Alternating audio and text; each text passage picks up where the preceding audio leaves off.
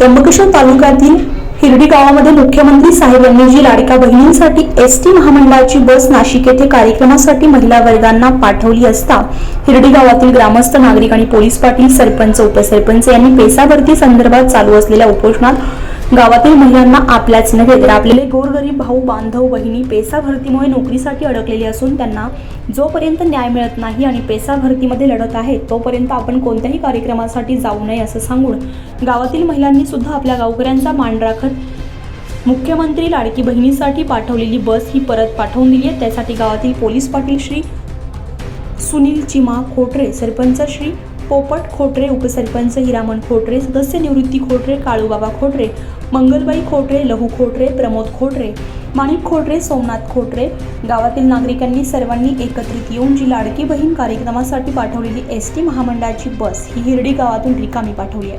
मंत्री साहेब, लाडकी बहीण योजना त्यासाठी ही बस आमच्या गावामधून पाठवली होती, परंतु आमच्या गावातले काही विद्यार्थी तिथे साखळी पोचण्याला बसलेले आहेत।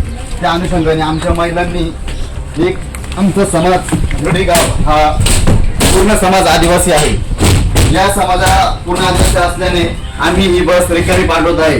त्याचं कारण मुख्यमंत्री साहेबांनी त्याची दखल घ्यावी यासाठी आमच्या लाडक्या बहिणी तुमच्या लाडक्या बहिणीनं हा नियोजन केलेला आहे की आम्ही ही बस का रिकामी पाठवतो। तुम्ही 3000 रुपये दिले आम्हाला साहेब, खूप खूप तुमचे आभार आहेत, परंतु आमचेच लेकरं आज शिकायला तर पुढे जाल।